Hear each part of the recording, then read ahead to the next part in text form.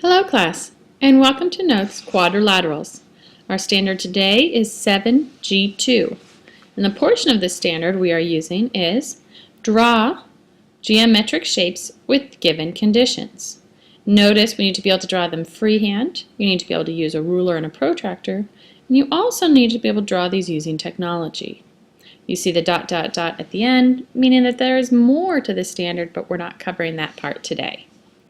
For vocabulary today, we only have one word, and that is a kite, which is a quadrilateral with two pairs of congruent adjacent sides and opposite sides that are not congruent. Okay, and let's go ahead and take a look at our quadrilaterals that we have as a little recap. So, if we take a look at this diagram, I like this diagram because it kind of shows you how things fit together. So if we look at the top, we have our quadrilateral, which is a polygon with four sides. The diagram shows the properties of different types of quadrilaterals and how they are related. When identifying a quadrilateral, use the name that is most specific. So if you look here, all of these images are quadrilaterals. So if I said, what is this image? You could say quadrilateral and that would be correct. But what the directions are telling you is you want to use the one that's most specific. So for example, this shape here is a quadrilateral, but it's also a parallelogram, which is more clear. A quadrilateral with opposite sides that are parallel and congruent.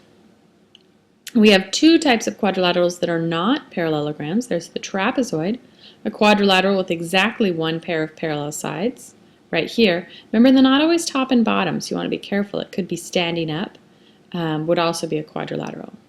And over here, we have the kite. Again, the vocab word we just went over. A quadrilateral with two pairs of congruent adjacent sides and opposite sides that are not congruent. So this here, we have congruent adjacent sides, and here we have congruent adjacent sides. But opposite sides, meaning this one here is shorter than this one here. This one here is longer than this one here. So the opposite sides are not congruent, but the adjacent sides are. Okay, going back to our parallelogram. We can break parallelograms down farther if they happen to have four right angles.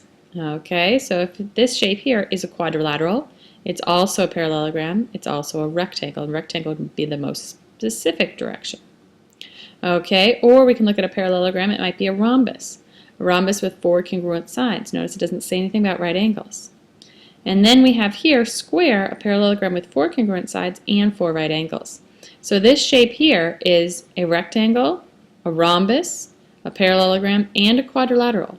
But when you're describing it, those answers would be incorrect because the most specific is a square. So let's take a look at teacher example 1, pencils down. Classify the quadrilateral. This shape here, we can see it has four sides, so it's a quadrilateral. We can see that it has two pairs of parallel sides, so it's a parallelogram. We can see that it has four right angles, so it is a rectangle. And we can see that all sides are the same. So, given this direction, it must be a square. And what I want you to notice here is a little reminder. It's also a parallelogram, a rectangle, and a rhombus, but the square is the most specific, so it's the only correct answer. Problem B, we notice we have adjacent sides that are parallel, but that are congruent, but opposite sides are not congruent. So that tells us it must be a kite. Okay, why don't we go ahead and have you try this out on your own. Take a look at these three. Please describe them the most specifically that you can. Go ahead and press play when you're ready to see if your answers are correct.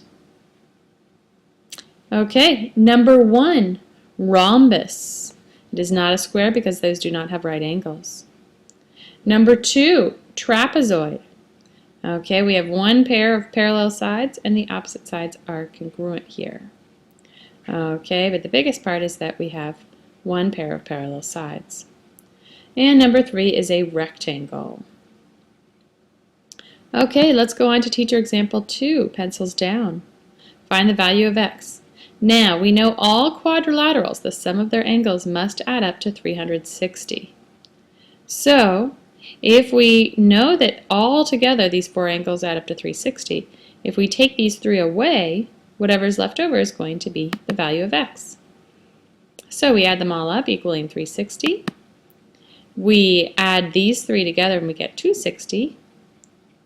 Next we're going to subtract 260 from both sides, and we'll end up with x equals 100. So our final answer is the value of x is 100, or 100 degrees.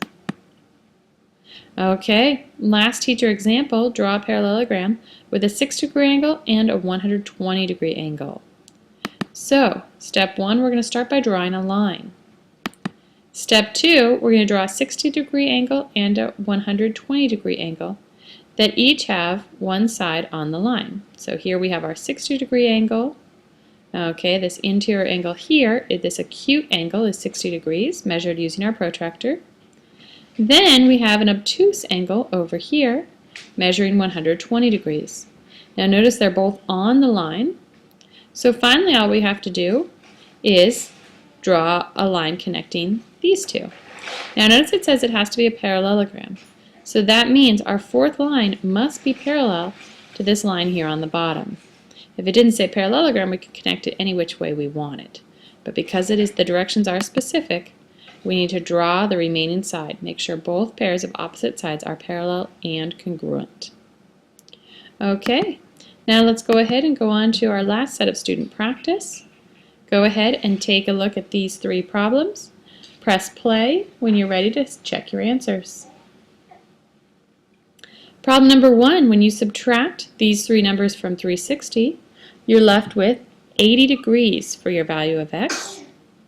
Number 5, notice there's one angle that doesn't have a number, but we know that square means it's a right angle.